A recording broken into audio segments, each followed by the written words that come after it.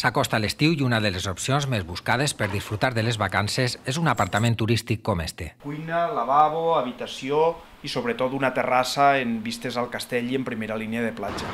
És un apartament legal, però centenars de turistes opten per una altra alternativa. Hi ha una oferta que se considera legal, que són aquells apartaments que la Conselleria de Turisme desconeix que s'estan oferint al turista. Prop del 40% dels apartaments turístics de la comunitat són il·legals.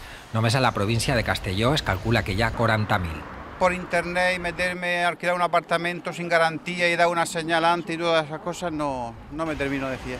Como pagan sus impuestos y pagan todas sus cosas en condiciones, pues los precios no lo pueden poner tan baratos como uno que no paga nada. Però compte, perquè un apartament a preu de saldo pot convertir-se en un malson. Se encuentran que ese apartamento no existe y después tienen que pagar una reserva real. Per posar-hi fi, l'Agència Valenciana de Turisme, junt a l'Agència Tributària i la policia, van iniciar el passat estiu una campanya que repetirà enguany.